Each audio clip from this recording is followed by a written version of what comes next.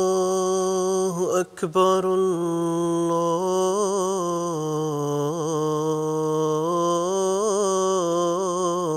Allahu Ekber.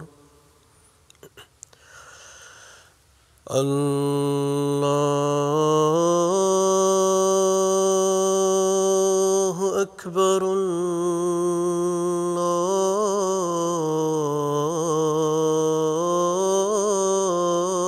Allahu Ekber. Eşhedü en la ilahe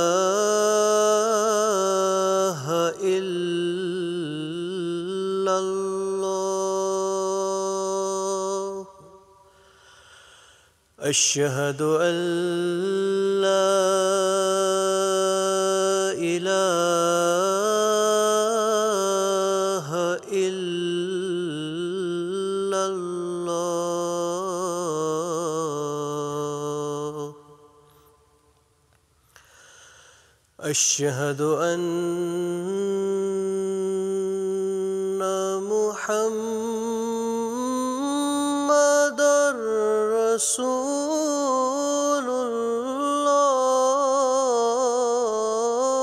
Resulullah. Eşhedü enne Muhammeden Resulullah.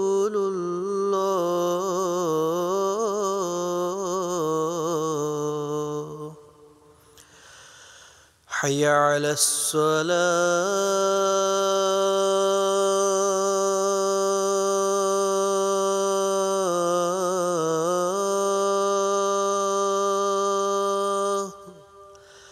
Hayy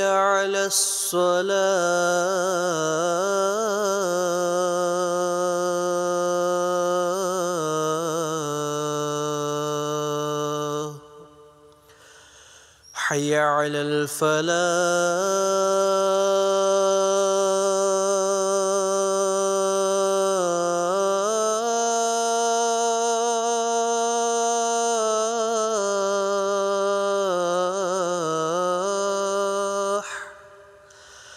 Hayy alal-falah.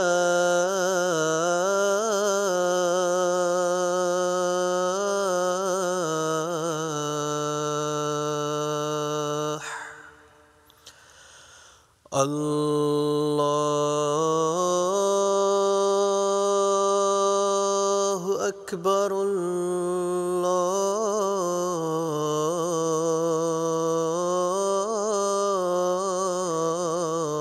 Allahu Ekber. La ilahe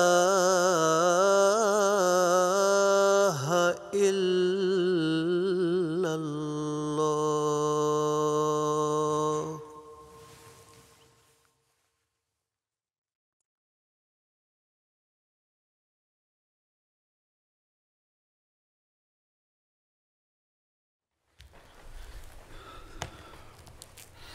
Assalamu alaikum warahmatullah.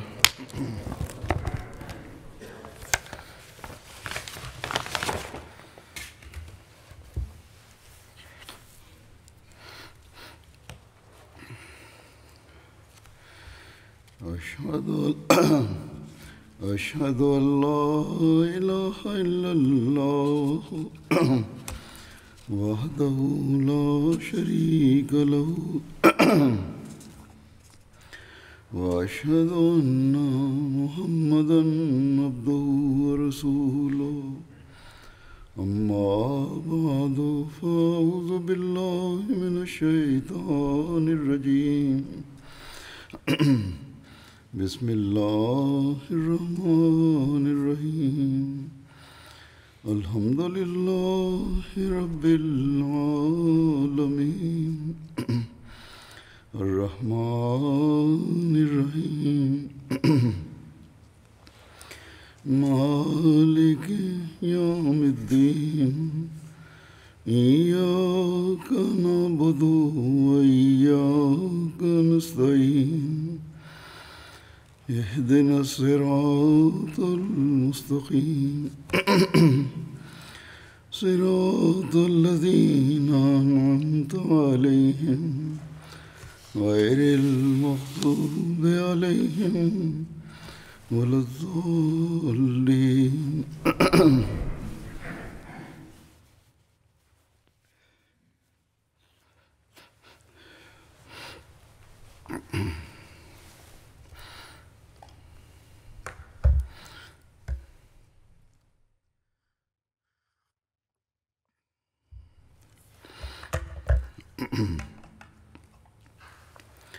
हज़रत अबू बकर सिद्दीक़ रज़ियल्लाहु अन्हु की ज़िंदगी के कुछ वाक़यात। Hazreti Abu Bakr Sıddık'tың радиаллаху анху өміріндегі бірнеше оқиға туралы айтатын боламын. Hazreti Abu Bakr радиаллаху анху дүниеден өтпес бұрын Hazreti Абдурахман ибн Ауфты радиаллаху анху өзіне шақырып, Hazreti Омар радиаллаху анху туралы пікірін сұрағаны риуаят етілген. Hazreti Абдурахман ибн Ауф радиаллаху анху оған: «Уа Алла елшісінің халифасы, Алланың атымен ант етемін, Hazreti Омар туралы қандай пікірде болсаңыз да, ол мінезі қатал болғаны болмаса, одан жақсырақ» деді. Hazreti Абу Бакр радиаллаху анху: «Сендер одан қаталдықты көретіндерінің себебі менен жұмсақтық көресіңдер. Егер оған билік берілсе, ол осы қасиеттердің барлығын тастайды. Өйткені мен кейде қатал әрекет еткен адамдарға қатысты оның мені үнемі көндіретінін көрдім. Мен біреуге жұмсақтық танытқанымда, ол мені олармен қатал болуға көндірді» деп жауап берді. Осыдан кейін Hazreti Абу Бакр радиаллаху анху Hazreti Осман ибн Аффанды радиаллаху анху жанына шақырып, Hazreti Омар туралы пікірін сұрайды. Hazreti Осман радиаллаху анху: «Оның сыртынан қарағанда ішкі жағы жақсы, ешқайсымыз ондай бола алмаймыз» деді. Hazreti Абу Бакр радиаллаху анху екеуіне бұрылып: «Біз сөйлескен нәрселерді ешкімге айтпаңдар. Омардан бас тартсам, менің таңдауым Османға түседі» дегенді айтып, Hazreti Абу Бакр радиаллаху анху оларға: «Енді мен сендерді тастап, бұл дүниемен қош айтысқым келеді» деді. Hazreti Абу Бакрдың радиаллаху анху соңғы ауруы кезінде оған Hazreti Тальха ибн Убайдуллах радиаллаху анху келді. Ол Hazreti Абу Бакрге радиаллаху анху бұрылып: «Сіз өзіңізден кейін Hazreti Омарды халифа етпексіз. Ол сіздің көз алдыңызда адамдарға қалай қарағанын білесіз. Бірақ барлық билік оның қолында болса не болады? Әлемдердің Раббысына халқыңыз үшін қалай жауап бересіз?» деді. Hazreti Абу Бакр радиаллаху анху оған отыруды өтініп, ол отырғаннан кейін оған: «Сен Алламен мені қорқытып тұрсың ба? Алла тағаламен кездескенде олардың ең жақсысын құлдарына халифа етіп тағайындағанымды айтамын» деді.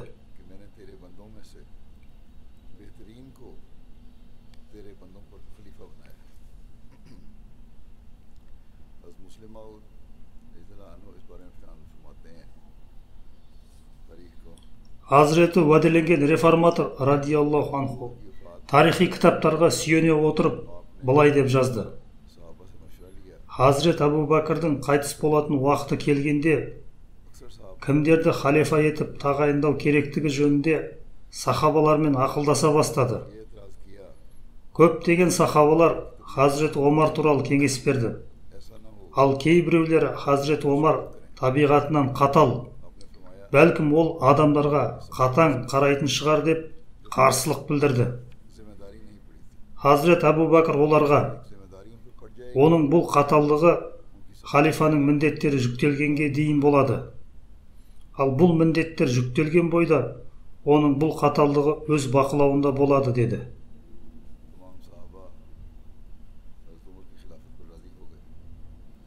Сөйтіп сахабалар Омардың халифалығына келіседі. Хазрет Абу Бәкірдің жағдайы нашарлап, әйелі Асмаға сүйеніп, әлсіздіктен аяғы мен қолы дірілдеп мешітке келеді. Сосын мұсылмандарға қарата: мен өлгеннен кейін сендерге кім халифа болады деп талай күн бойы ойланып, толғанып, дұға еткеннен кейін Хазрет Омарды халифа етіп тағайындағаным дұрыс деп ойладым.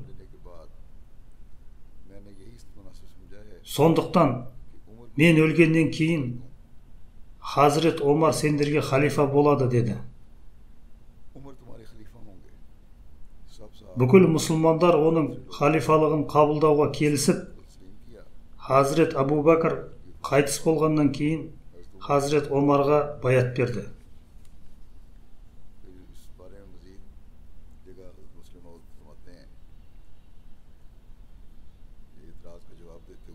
Басқа жерде Хазреті уәделенген реформатор радиаллаху анху Хазрет Абу Бәкір Хазрет Омарды халифа етіп тағайындады деген жалаға: адамдар, егер халифаны халық таңдайтын болса, Хазрет Абу Бәкір неге Хазрет Омарды халифа етіп тағайындады деп сұрайды. Ол нәрсенің жауабы: оны жай ғана тағайындаған жоқ, ең алдымен сахабалармен ақылдасты. Айырмашылығы сол: басқа халифалар өздерінен бұрынғы халифа қайтыс болғаннан кейін сайланды. Ал Хазрет Омар Хазрет Абу Бәкірдің тірі кезінде тағайындалды. Бірақ Хазрет Абу Бәкір бұл мәселеде тек бірнеше сахабамен кеңесуді жеткісіліксіз деп санады. Және өзінің әлсіздігіне қарамастан әйеліне сүйеніп мешітке келіп: уа адамдар, сахабалармен ақылдасып, мен Хазреті Омарды өзімнен кейін халифа етіп тағайындауды ұйғардым. Оны халифа етіп қабылдайсыңдар ма деді. Ал адамдар бұған келісімін берді. Бұл да халифаның таңдауы деді.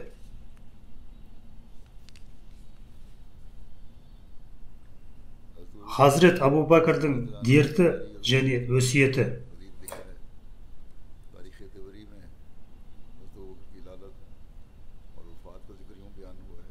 Әт-Табаридің тарих кітабында Хазрет Абу Бәкірдің ауруымен қайтыс болғаны туралы былай делінген: Хазрет Абу Бәкірдің дертке шалдығуының себебі Жұмадал ахир айының 7-сі дүйсенбі күні ғұсыл құйынған.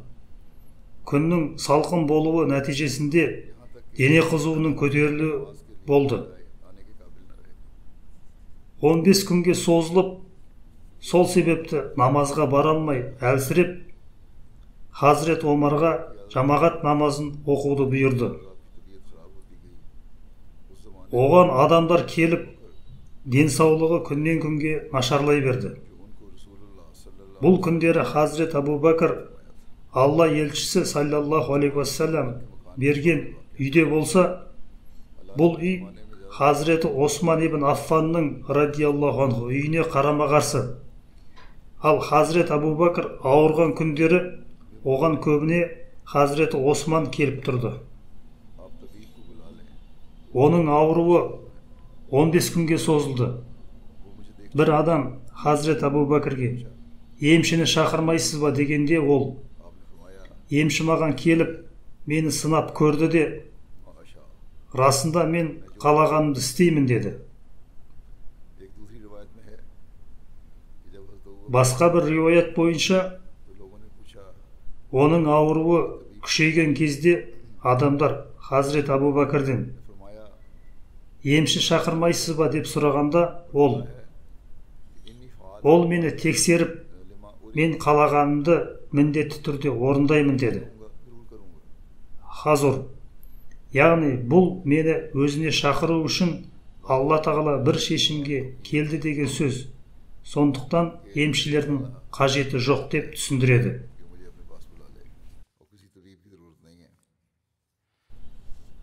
Хижраның 13-ші жылы сейсенбі 22-ші Жұмадал Ахираның кешінде Хазірет Абу Бәкір 63 жасында дүниеден өтті. Оның халифалық кезеңі 2 жыл 3 ай 10 күнге созылды. Ал оның соңғы айтқаны Құран кәрімнің мына сөздері болды. Таваффани муслиман ва алхикни биссалихин. Мені өзіңе бойсұнушылардан қып жанымдал және салихалылардан ете көр. Ал Хазірет Абу Бәкірдің сақинасында Алла тағала қандай құдіретті деп жазылған. Хазіреті Айша радиаллаху анха былай дейді. Хазірет Абу Бәкір маған қарата, мені жерлегеннен кейін үйде халифатқа тиесілі нәрсе қалмады ма қара. Ал егер тауып алсаң, Хазірет Омарға бер деді. Хазір, ол барлық заттарды Хазірет Омарға берді, бірақ соған қарамастан ол Хазірет Айшаға егер бірдеңе табылса, Хазірет Омарға беру керек деп кеңес берді деп түсіндіреді. Хазірет Абу Бәкірді жерлеу туралы. Хазірет Абу Бәкір өз жерлеуіне қатысты. Мені қазіргі үстімдегі киімдерімен жерлеңдер. Жуыңдар да осыны кебін қылыңдар деді. Хазірет Айша, бұл ескі киімдер ғой, ал кебінге жаңа мата керек деді. Хазірет Абу Бәкір, өлілерден гөрі тірі адамдар жаңа киім киюге лайықтырақ. Сондықтан тірілердің жаңа киім киген абзал деп жауап берді. Хазіреті Айша, Хазірет Абу Бәкірдің әйелі Хазірет Асма бин Умайсқа оның денесін жууын өсиет еткенін айтады. Хазірет Абу Бәкірдің ұлы Абдурахман оған дәрет алуға көмектесті. Оның кебіні 2 матадан тұрды және оның біреуі денесін жуу кезінде пайдаланылған. Басқа риуаят бойынша оның кебіні 3 матадан тұрды және жуылғаннан кейін денесі Хазірет Айша жатқан Алла елшісіне саллаллаху алейхи уассалам тиесілі төсекке жатқызылған және сол төсектен оның денесін шығарды. Оның жаназа намазын Хазірет Омар оқыды. Жаназа намазы кезінде денесі Алла елшісінің саллаллаху алейхи уассалам қабірі мен пайғамбардың мешітінің мінберінің арасында қойылды. Және сол түні сол бөлмеде Алла елшісінің саллаллаху алейхи уассалам қабірінің жанына жерленді. Оның басын Алла елшісінің саллаллаху алейхи уассалам иық деңгейіне қойды. Хазірет Омар, Осман ибн Аффан және Хазірет Абдурахман ибн Ауф, Хазірет Абдурахман ибн Абу Бәкір, Хазірет Абу Бәкірдің денесін жерлеу үшін оның қабіріне түсті. Ибн Шахаб Хазірет Омардың Хазіреті Абу Бәкірді түнде жерлегенін жеткізеді. Хазірет Салим ибн Абдулла әкесінің сөзінен Хазірет Абу Бәкірдің қайтыс болуына Алла елшісінің саллаллаху алейхи уассалам қайтыс болуына байланысты қайғысы мен мұңы себеп болғанын жеткізеді. Алла елшісі саллаллаху алейхи уассалам дүниеден өткеннен кейін ол қайтыс болатын уақыт келгенше күннен күнге әлсіреп отырды. Кейбір өмір баяншылар оның өлімінің себебін Яхудидің уланған тамағы деп жазды. Бірақ көптеген өмір баяншылар бұл мәліметті жоққа шығарады. Хазіреті Айша радиаллаху анха былай дейді. Хазіреті Абу Бәкір қайтыс болатын уақыт жақындағанда бүгін қай күн деп сұрады. Халық дүйсенбі деп жауап берді. Хазіреті Абу Бәкір оларға, егер мен бүгін өлсем, жаназамды ертеңге қалдырмаңыздар. Өйткені мен Алла елшісінің саллаллаху алейхи уассалам қасында болатын күн мен түнді жақсы көремін деді.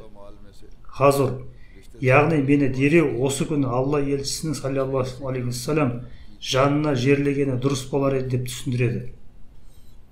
Хазірет Абу Бәкір мұраға қатысты оны Құранның әмірлері бойынша үлестіріңдер деген.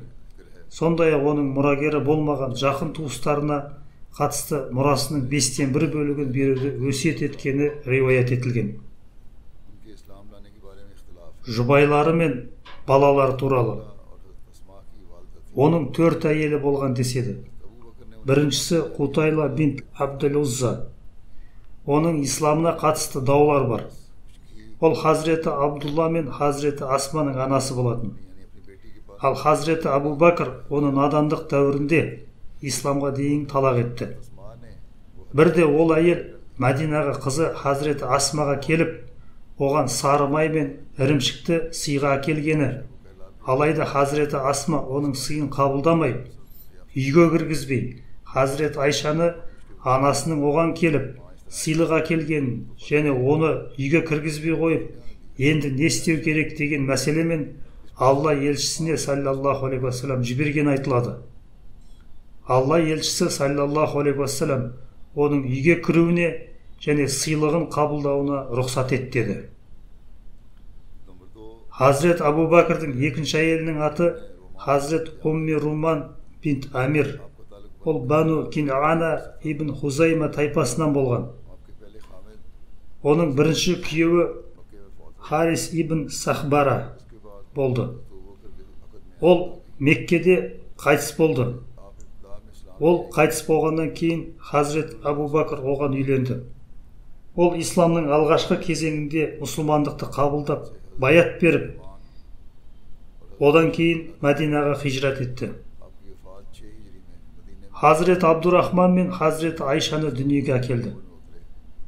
Ол хижраның 6-шы жылы Мәдинада қайтыс болды. Алла елшісінің саллаллаху алейхи уассалам өзі оның қабіріне түсіп, ол үшін кешірім тіледі. Хазірет Абу Бәкірдің 3-ші әйелінің есімі Хазірет Асма бинт Умайс ибн Мағбад ибн Харис. Оның күниясы Умми Абдулла болған. Ол мұсылмандар Дарул Аркамға кірмей тұрып-ақ Алла елшісіне саллаллаху алейхи уассалам баят беріп, мұсылмандықты қабылдады. Ол да алғашқы хижрет етушілердің қатарында болды. Бірінші күйеуі Хазіреті Жафар ибн Абу Талибпен бірге Хабашстанға хижраның 7-ші жылы ол жерден Мәдинаға хижрет етті. Хижраның 8-ші жылы Хазіреті Жафар Мута шайқасында шәһид болды. Ал ол қайтыс болғаннан кейін ол Хазірет Абу Бәкірге тұрмысқа шықты. Және одан Мұхаммед ибн Абу Бәкір туды. Хазірет Абу Бәкірдің 4-ші әйелінің есімі Хазірет Хабиба бинт Хариджа ибн Зайд ибн Абу Зухайр. Ол ансар тайпаларының бірі Хазраждан еді. Хазірет Абу Бәкір онымен бірге Мәдинаның шетіндегі Сунах елді мекенінде тұрған. Бұл некеде Хазірет Абу Бәкір қайтыс болғаннан кейін біраз уақыттан соң қыздары Умми Күлсім дүниеге келді. Хазірет Абу Бәкірдің балалары, оның 3 құл, 3 қызы болды. Бірінші ұлы Хазірет Абдурахман ибн Абу Бәкір деп аталды. Ол Хазірет Абу Бәкірдің үлкен ұлы еді.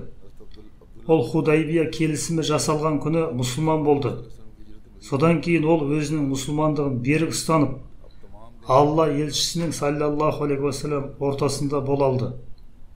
Ол өзінің батылдығы мен қайсарлығымен танымал болды.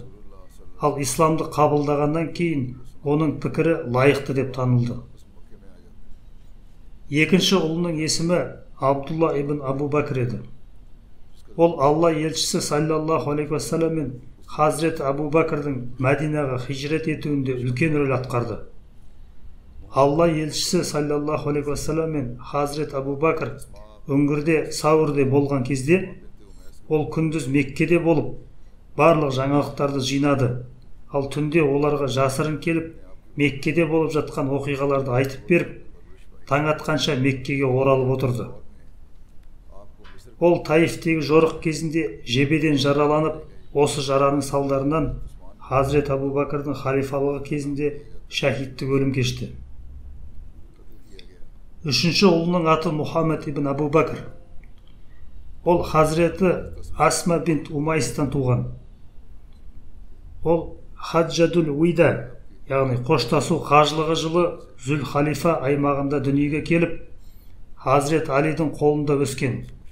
Хазірет Али өз халифалығы кезінде оны Мысырға әмір етіп тағайындады және сол жерде қайтыс болды. Басқа риуаяттарда ол Хазірет Османды өлтірушілердің бірі болған және осы себепті өлім жазасына кесілді деген айтылады. Бірақ анығын Алла біледі. Хазірет Абу Бәкірдің 4-ші баласы оның қызы Хазірет Асма бинт Абу Бәкір болды. Ол Зат ан-Нитақайн, яғни екі белдіктің иесі деген лақабатпен танымал. Ол Хазіреті Айшадан үлкен болатын және Алла елшісі саллаллаху алейхи уассалам оған Зат ан-Нитақайн, яғни екі белдіктің иесі деген лақабат берді. Өйткені пайғамбарымыз саллаллаху алейхи уассалам және Хазірет Абу Бәкір Мәдинаға қоныс аударған кезде жолда оларға керек жарақ дайындады да байлауды керек жарақпен байлайтын ештеңе таппады. Содан кейін ол белбеуін екіге бөліп, керек жарақтарды бірге жинап байлады. Ол Хазіреті Зубайр ибн Ауамға тұрмысқа шықты. Әрі ол аяғы ауыр кезінде Мәдинаға хижрет етті. Хижреттен кейін олардың ұлдары Хазірет Абдулла ибн Зубайр дүниеге келді. Және ол Мәдинадағы дүниеге келген мұсылмандардың тұңғышы болды. Хазірет Асманың 100 жыл өмір сүріп, хижраның 73 жылы Меккеде қайтыс болған айтылады. Хазірет Абу Бәкірдің 5-ші перзенті мүминдердің анасы Хазіреті Айша болды. Ол Алла елшісінің саллаллаху алейхи уассалам қасиетті жары еді. Ол әйелдердің ең білімдісі еді. Алла елшісі саллаллаху алейхи уассалам оған Умми Абдулла деген күние берді. Алла елшісі саллаллаху алейхи уассалам оны теңдесі жоқ махаббатпен жақсы көрді. Имам Шаби былай дейді: Масруқ Хазіреті Айшаның сөздерінен риуаят еткенде, Сиддиқ бинт Сиддиқ Алланың сүйіктісінің саллаллаху алейхи уассалам сүйіктісі маған Алла тағаланың ол туралы қасиетті деп куәлік еткенін айтты. Ол хижраның 57-ші жылы 63 жасында дүниеден өтті. Басқа риуаят бойынша ол хижраның 58-ші жылы қайтыс болған. Хазірет Абу Бәкірдің 6-шы баласы Умми Күлсім болатын. Ол Хазірет Умми Хабиба бинт Харидж Ансариядан туған. Хазірет Абу Бәкір дүние салар алдында Хазірет Айшаға: сенің 2 ағаң, 2 қарындасың бар дейді. Хазірет Айша: мен әпкем Асманы білемін, ал 2-ші қарындасым кім деді. Хазірет Абу Бәкір: ол Хариджа қызының құрсағында жатыр деп жауап берді. Хазур, яғни қарындасың туады дегенді айтады. Хазіреті Абу Бәкірдің қыз туады деген осы сөздері менің жүрегімнен орын алды, солай болды. Хазірет Абу Бәкір қайтыс болғаннан кейін Умми Күлсім дүниеге келді. Умми Күлсім түйе шайқасында шахид болған Хазіреті Тальха ибн Убайдуллаға тұрмысқа шықты. Хазірет Абу Бәкірдің қыздарының бірі Хазірет Белалға тұрмысқа шыққан айтылады. Ол туралы оның бір әйелінің бірінші күйеуінің қызы болғандығы айтылады. Хазірет Абу Бәкірдің басқару жүйесі туралы. Хазірет Абу Бәкірге қандай да бір мемлекеттік мәселеде немесе фиққа қатысты шешім қабылдау керек болғанда мұхажирлер мен ансарлардан Хазіреті Омар, Хазіреті Осман, Хазіреті Али, Хазіреті Абдурахман ибн Ауф, Хазіреті Муаз ибн Джабал, Хазіреті Убай ибн Кағб және Хазіреті Зайд бин Сәбитті, кейде одан да көп мұхажирлер мен ансарларды жинайтын. Хазіреті уәделенген реформатор радиаллаху анху олармен кеңес деген сөздің тәпсірін бере отырып былай деп жазды: осы сөзді ой елегінен өткізе отырып кеңес алушының бір, ал кеңес берушінің кем дегенде 3 немесе одан да көп екенін білеміз. Сондай-ақ ақыл кеңес алғаннан кейін қашан бір шешімге келсең Аллаға тәуекел ет, басқаға емес. Хазур, яғни ақыл кеңес алғаннан кейін олардың кеңестерін талдап, іс жүзінде шешім қабылда және Алла тағаладан басқа ешкімге сүйенбе деп түсіндіреді. Мұндай шешімдердің мысалдарын Хазірет Абу Бәкірдің халифалығы кезінде көптеп кездестіруге болады. Мысалы, адамдар дінден шыға бастағанда Хазірет Абу Бәкірге Хазіреті Усама бастаған жорықты бастаудан бас тартуды ұсынса, Хазірет Абу Бәкір Абу Кухафаның, яғни өзінің құзырында емес деп жауап берді. Ол Алла елшісі саллаллаху алейхи уассалам ұйғарған жорық еді. Бірақ ол кейбір адамдарды бұл жорықтан қалдырды.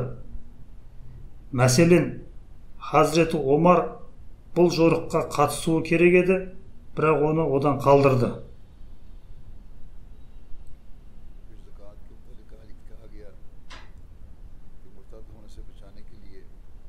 Содан кейін Хазірет Абу Бәкірге адамдарды діннен шығудан сақтау үшін зекет жинаудан бас тартуға кеңес берілді. Бірақ Хазірет Абу Бәкір, егер Алла елшісінің саллаллаху алейхи уассалам кезінде олар зекет ретінде түйенің бас жібін берген болса, мен соны аламын. Тіпті бәрің мені тастап кетсеңдер де, діннен тайғандармен бірге жабайы жыртқыштары да маған қарсы болса, мен жалғыз өзім діннен безгендерге қарсы соғысамын дегені оның күшті жігерінің және қайсарлығының айғағы.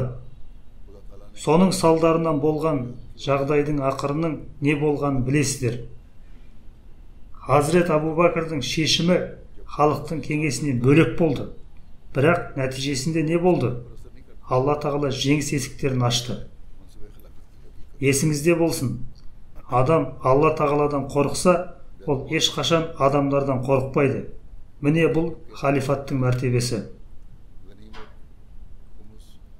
Байтул мал, мүлік қазынасын құру.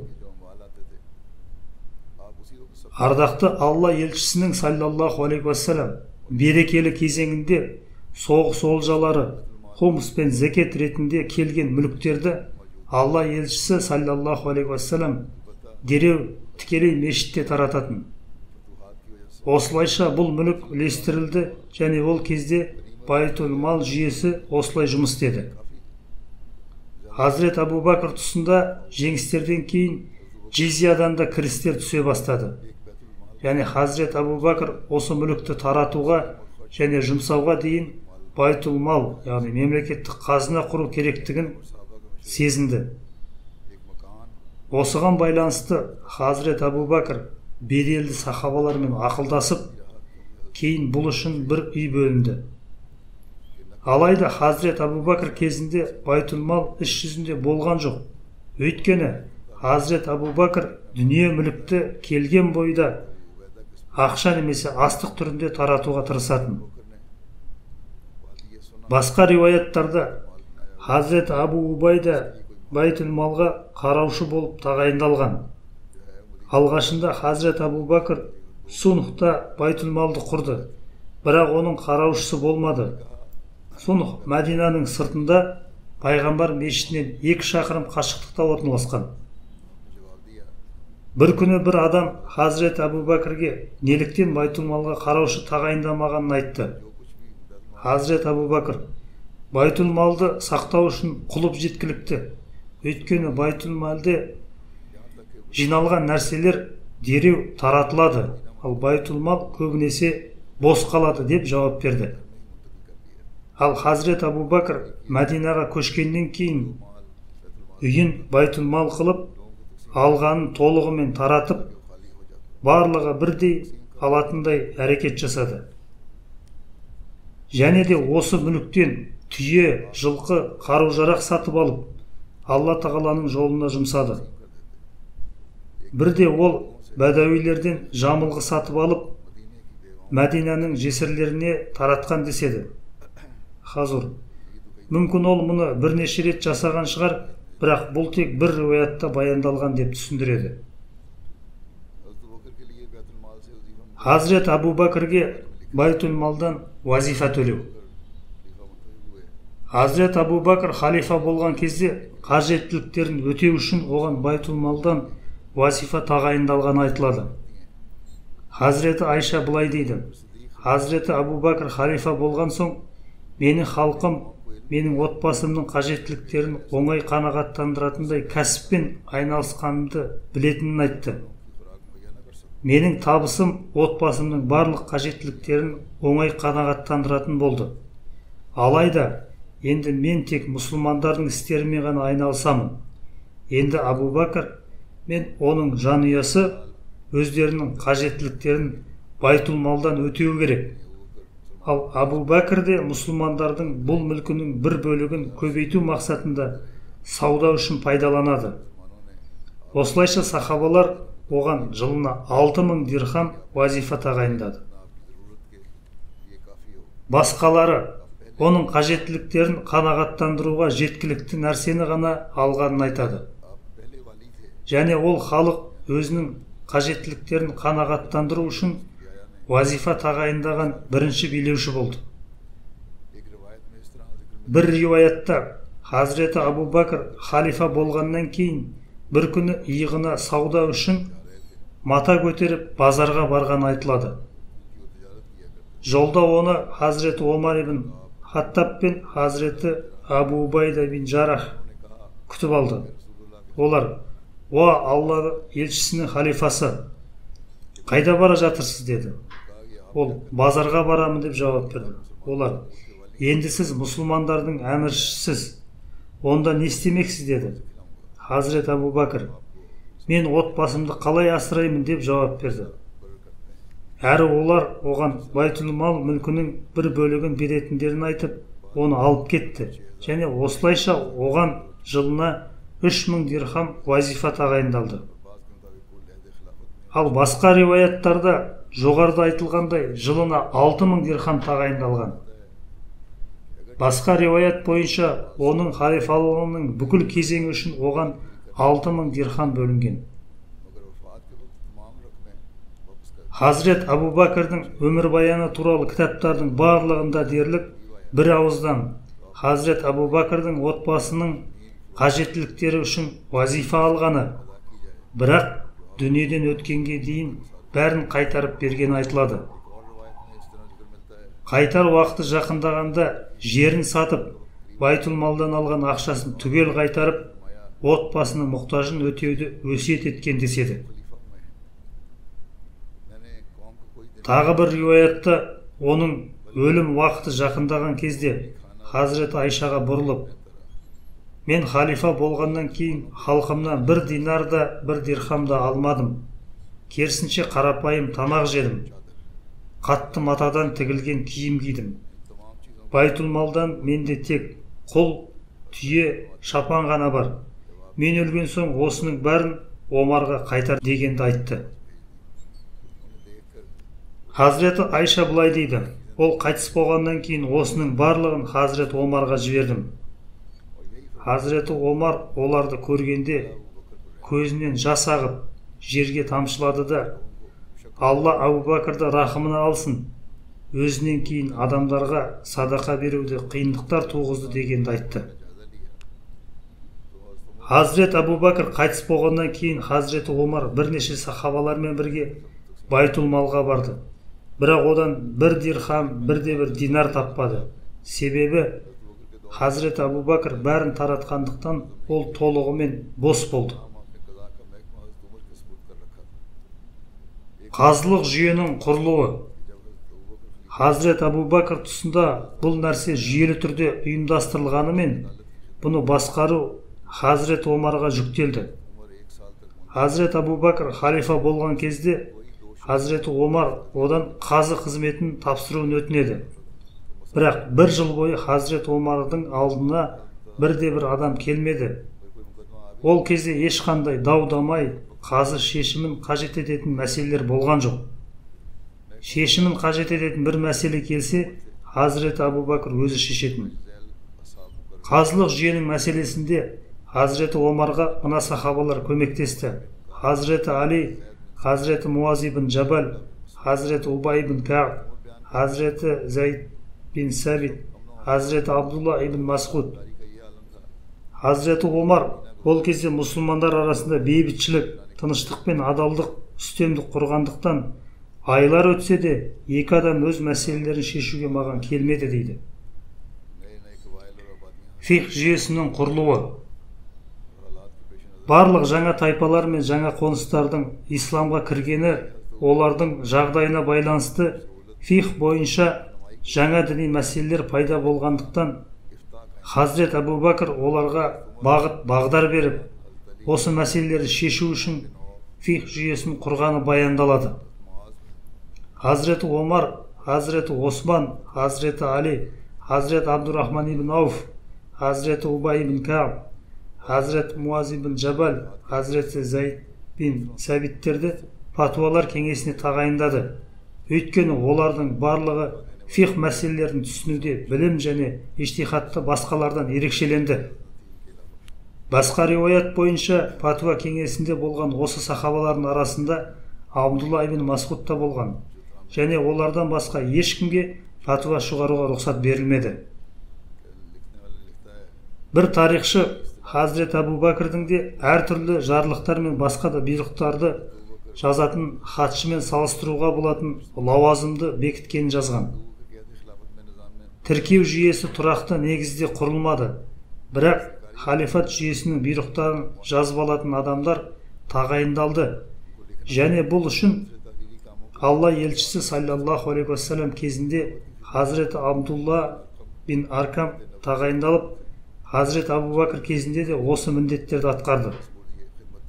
Ал басқа риуаят бойынша Хазрет Абу Бәкір кезінде бұл міндеттерді Хазреті Зайд бин Сәбит атқарған. Ал кейде бұл міндеттерді басқа сахабалар Хазреті Али мен Хазреті Осман атқарған. Ислам әскері туралы. Хазрет Абу Бәкір кезінде әскерді ұйымдастыру жүйесі болмаған айтылады. Жихадқа қажет болған жағдайда әрбір мұсылман жауынгер болып, жасақтарды бөлу, рулық тайпалық қатынасты ескере отырып жүзеге асырылды. Және осы тайпадан бір әмір әрбір рулық бірлікке, ал барлық әмірлерге бір әмір тағайындалды. Және бұл жүйені де Хазрет Абу Бәкір құрған. Хазрет Абу Бәкір соғысқа қажетті қару-жарақ пен барлық қажетті нәрселерді қамтамасыз ету үшін жалпы табыстан қаражат алып, қару-жарақ пен аттарды сатып алды. Ал түйе мен жылқы дайындау үшін арнайы жайылымдар жасалды. Бір өмірбаяншы Хазрет Абу Бәкір кезіндегі ислам әскерінің жүйесі Алла елшісіне саллаллаху алейхи уассалам дейін араб тайпалары арасында болған бәдәуи жүйесіне жақын болғанын жазған. Хазреті Абу Бәкір кезінде әскерді ұйымдастыру жүйесі болмаған, керісінше әр адам өзінің әскерде қызмет ету үшін ұсынған. Ал жорық жарияланған кезде адамдар қаруларын алып жауға қарсы жорыққа шықты. Олар мемлекеттен соғысқа қажетті қару-жарақ пен қажеттінің бәрін сұраған жоқ. Керісінше барлығын өздері ұйымдастырды. Ал бұл үшін мемлекеттен ешқандай жалақы алмаған. Әрі бұл үшін олар тек әскери олжаларды алу құқығын алды, санады. Алынған олжа 5 бөлікке бөлініп, 4 бөлігі соғысқа қатысушыларға үлестіріліп, 5-ші бөлігі халифаға жіберіліп, халифа байтул малда жинаған. Ал осы 5-ші бөлікте мемлекеттік қажеттіліктер қанағаттандырылды. Хазрет Абу Бәкірдің әмірлер мен әмірлердің әміріне берген нұсқаулары туралы. Хазрет Абу Бәкірдің жасақ басшыларына нұсқау берген айтылады. Хазрет Усаманың әскеріне сөйлеген сөзінде: "Мен сендерге 10 шартты орындауды тапсырамын. Сатқындық жасамаңдар, алған олжаларыңды ұрламаңдар, уәделеріңді бұзбаңдар, жаулардың бет әлпетін бұзып мазақ етпеңдер, балаларды, қарттарды, әйелдерді өлтірмеңдер, құрма ағаштарын кеспеңдер, жеміс ағаштарын өртеуге және кесуге болмайды. Қой, ешкі, сиыр, түйені жеу мақсатынан басқа соймаңдар. Дінге қызмет еткендерді жайына қалдырыңдар. Оларға тиіспеңдер, өйткені олар манақтар. Әртүрлі тамақ беретін адамдардың қасынан өтсеңдер, берген тағамдарың бисмиллах деп жеңдер. Тек басының төбесін ғана кесіп алған және шетінде қалған ұзын шаштары бар адамдарды кездестірсеңдер ғана оларды қылышпен қарсы алыңдар. Өйткені олар мұсылмандарға қарсы соғысып, арандатушылық жасады. Алла тағаланың атымен жүріңдер, ол сендерді әртүрлі жарақаттан, әртүрлі ауру мен індеттен сақтасын деп насихат айтты. Сондай-ақ Хазірет Абу Бәкір, Хазірет Язид бин Абу Суфиянға да Шамға аттанар алдында нұсқау береді. Мен бұл туралы алдыңғы хұтпалардың бірінде айтқан болатынмын. Енді мен олардың қысқаша еске түсіргім келеді. Бұл нұсқаулар өте маңызды және әрбір жауапты адам есте сақтауы керек. Хазіреті Язидке нұсқау беріп, Хазірет Абу Бәкір: расында мен сені сынау үшін әмір еттім. Тапсырманы жақсы орындасаң, мен сені жұмысыңа қайтарамын және саған көбірек қосамын. Ал немқұрайлы болсаң, мен сені алып тастаймын. Алладан қорқу керек, өйткені ол сырттағыны көргендей ішіңді де көреді. Алланың алдында ең лайықтысы оған ең жақыны. Ал Аллаға ең жақыны оған жақсы амалдар арқылы жақындауға тырысқан адам. Және надандық дәуіріндегі күпірлік пен жаман істерден сақ бол. Өйткені расында надандық пен оны ұстанушылар Аллаға жек көрінішті. Сарбаздарыңа келгенде олармен жақсы қарым-қатынаста бол. Алдымен оларға жақсылық жасап, жақсылықпен қайтар. Оларға нұсқау бергенде қысқаша бол. Өйткені көп сөздік есте сақтауға кедергі келтіреді. Өзің әділ бол, сонда халқың әділ болады. Хазур, егер басшылар мен жауапты адамдар өздерін жетілдірсе, адамдар өздерін жақсартады деп түсіндіреді. Руку мен сәждені кемеліне жеткізіп, бойсұнушылық танытып, уақытында және лайықты түрде намаз оқы. Ал егер саған дұшпанның елшілері келсе, оларға құрмет көрсет, бірақ еш нәрсе біліп үлгермей кету үшін оларды қасыңда ұзақ қалдырма. Егер сен оларды ұзақ уақытқа қалдырсаң, олар сенің әлсіз жақтарыңды таниды және олар сенімен бірдей нәрсені біледі. Оларды жауынгерлердің арасына отырғыз, бірақ олармен сөйлесуге тыйым сал. Олармен өзің сөйлесіп, сырыңды ашпа, әйтпесе олар араласып істерің бұзылады. Кеңескен кезде шыншыл болып шындықты айт, сонда сен шынайы ақыл кеңес аласың. Кеңесшіден ештеңе жасырма, әйтпесе жау сені аңдып, күтпеген жерден шабуыл жасайды. Хазур, ақпаратты қалай алуға болады, дейді. Кешке жолдастарыңмен сөйлес, сонда сен осы уақытқа дейін өзіңнен жасырылған нәрселеріңді білесің. Күзетшілерің көп болсын. Оларды қосынға тарат. Бақыла және олардың жұмысын жақсы орындағанын олар бұл туралы білмейтін түрде тексер. Егер олардың біреуінің немқұрайлы екенін байқасаң, оны жазала, бірақ қатты кетпе. Кінәліні жазалаудан қорықпа және сөз байлаусудан аулақ бол. Жазалауға асықпа және ойланбастан жазалама. Бірақ шешімсіздік танытып тартынба. Хазур, бұл екі қасиет те өте маңызды, яғни шешім мен жазаға асықпау, қараусыз және ескертусіз қалдырмау деп түсіндіреді. Жауынгерлеріңді үнемі бақыла, әйтпесе олардың арасында бейбастық пен тәртіпсіздік таралады. Оларды жұрттың алдында ұятқа қалдыру үшін әдейі аңдыма. Олардың құпияларын ешкімге ашпа. Бірақ өзіңді анық және белгілі нәрсемен шекте.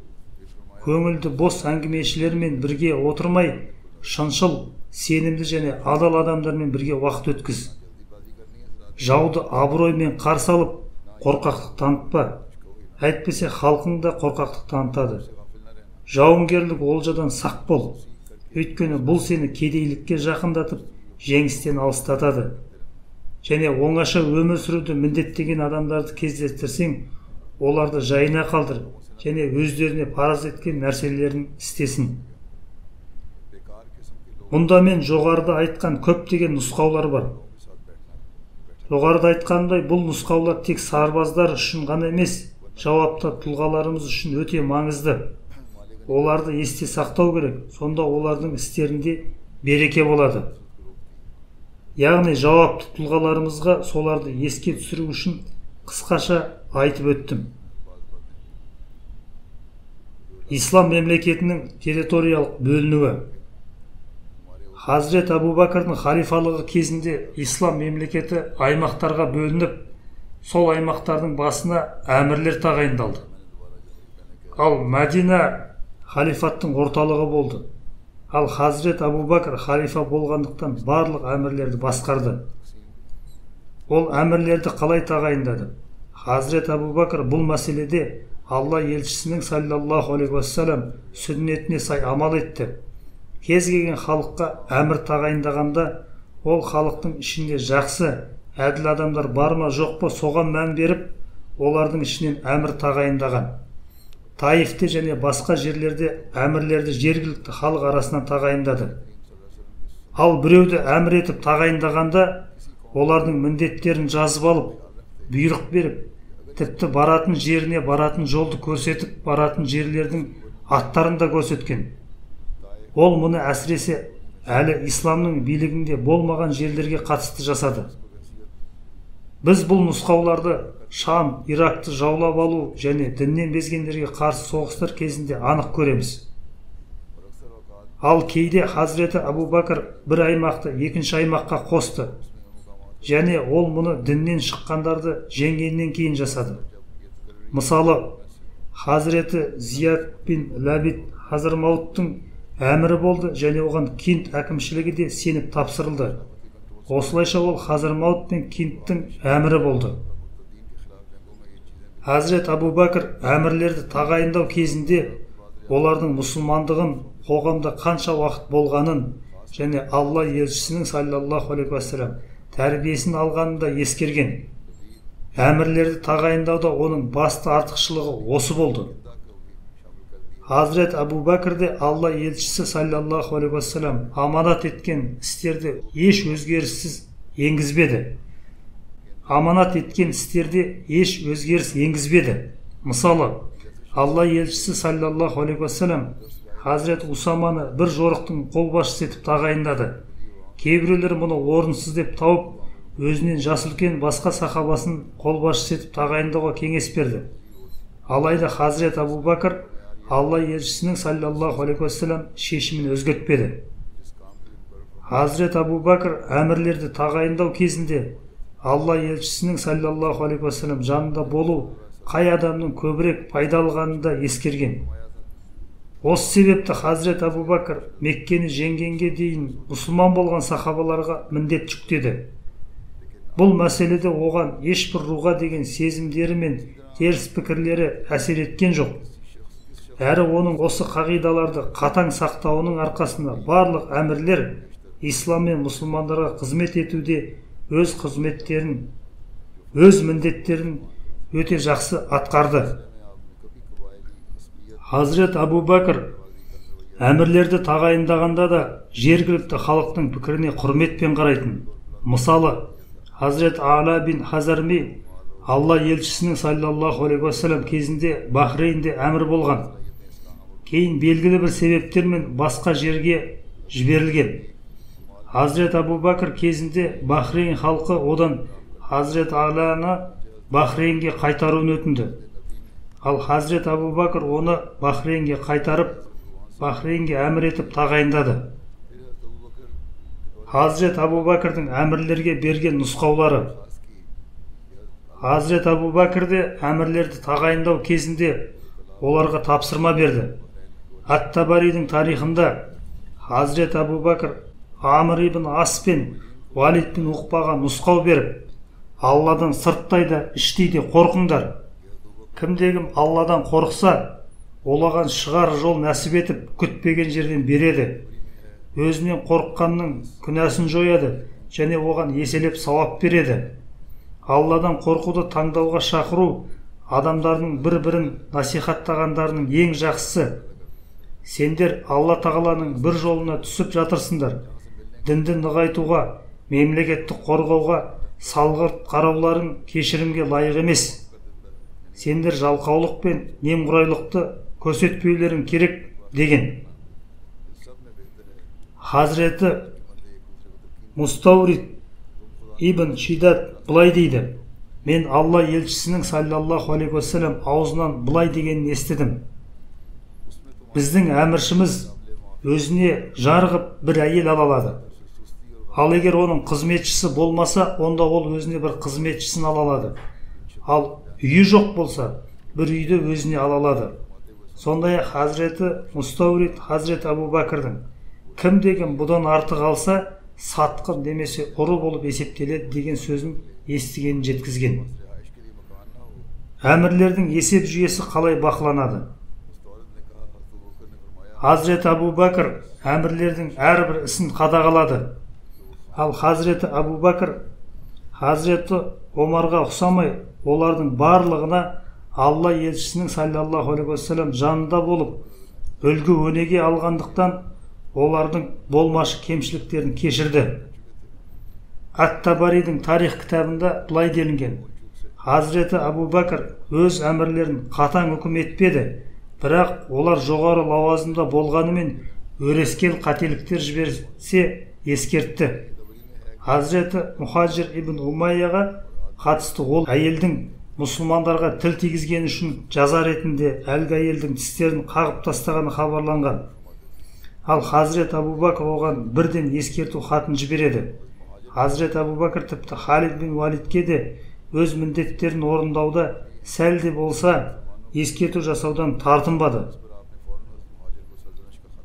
Әмірлердің міндеттері туралы Хазірет Абу Бәкір барлық аймақтардың, қалалардың және елді мекендердің орынбасарлары мен әмірлеріне міндеттер жүктеді. Әмірлер мен олардың көмекшілерінің міндеттерінің бірі зекет пен джизия жинау болды. Олар өз аймақтарындағы байлардан зекет жинап кедейлерге тарататын. Әрі олар мұсылман еместерден джизия жинап байтулмалға жіберіп отырды. Және олар бұл міндеттерді Алла елшісінің саллаллаху алейхи уассалам кезінен бастап атқарды. Олар Алла елшісінің саллаллаху алейхи уассалам кезінде жасалған келісімдерін жаңартты. Наджранның басшысы Алла елшісі мен саллаллаху алейхи уассалам жасасқан келісімді Наджран тұрғындарымен қайта жасады. Өйткені ол туралы Наджран тұрғындарының өздері сұранған болатын. Сондай-ақ әмірлер өз аймақтарының тұрғындарына дінді үйретіп, ислам дінін уағыздады. Олар Алла елшісінің саллаллаху алейхи уассалам сүннеті бойынша мешіттерде халыққа исламның әмірлері мен ілімдерін үйретті. Ұстаздық міндеттерін Алла елшісі саллаллаху алейхи уассалам және Хазірет Абу Бәкір ең маңыздыларының бірі деп санаған. Сондықтан орынбасарлар мен әмірлер бұл міндеттерді өте жақсы атқарған. Бір тарихшы Хазірет Абу Бәкір Хазрамаутқа әмір етіп тағайындаған Зияд бин Лабид деген әмір туралы былай деп жазды: ол әмір болып тағайындалғанға дейінгідей таң атқаннан бастап адамдарға Құран кәрімді үйретуге келеді. Ал бұл орынбасарлар мен әмірлер өз аймақтарында халықты оқыту мен тәрбиелеу арқылы исламның таралуында өте жақсы рөл атқарды. Жаулап алынған, бүлік болған жерлер мен діннен тайған аймақтарда білімнің арқасында ислам нығая түсті. Тұрғындары жаңадан мұсылман болған және діннің парыздарын білмейтін аймақтарда оқыту тиімді нәтиже берді. Сонымен қатар Мекке, Мәдина, Таиф сияқты ислам орталықтарында да халықты оқытып тәрбиелеу үшін ұстаздар тағайындалған. Және бұл бүкіл жүйе халифаның бұйрықтарымен және халифа әртүрлі аймақтарда адам дайындау үшін тағайындаған орынбасарлар мен әмірлердің бұйрықтары бойынша амал етті. Және олар бұл міндетті орындады. Орынбасарлар мен әмірлер өз аймақтарындағы әкімшілік мәселелерді шешуге тікелей жауапты болды. Ал егер әмір іс-сапарға шығу керек болса, ол орынға дейін барлық әкімшілік істерді атқаратын орынбасарын тағайындады. Мысалы, Хазіреті Мұхажир бин Убай Умайяны Алла елшісі саллаллаху алейхи уассалам Киндаға әкім етіп тағайындады. Ал Алла елшісі саллаллаху алейхи уассалам қайтыс болғаннан кейін Хазірет Абу Бакр оны сол қызметте қалдырды.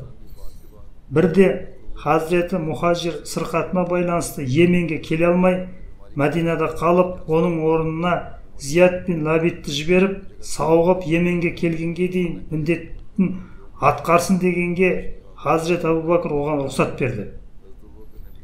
Иракта Хазіреті Халид бин Валид Хирада болмаған кезде оралғанға дейін сол жерге өзінің орынбасарын тағайындады. Иншалла, Хазірет Абу Бакрдың естеліктерін келесі жолы жалғастырамын.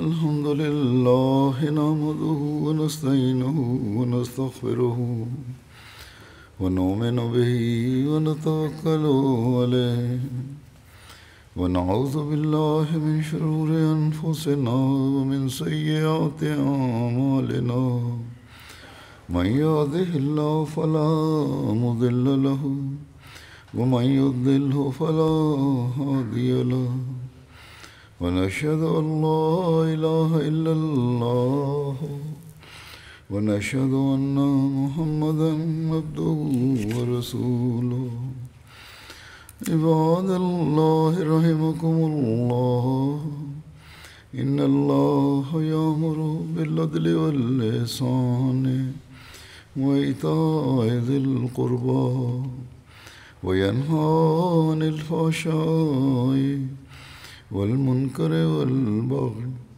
يعظكم لعلكم تذكرون اذكروا الله يذكركم وادعوه يستجب لكم ولذكر الله أكبر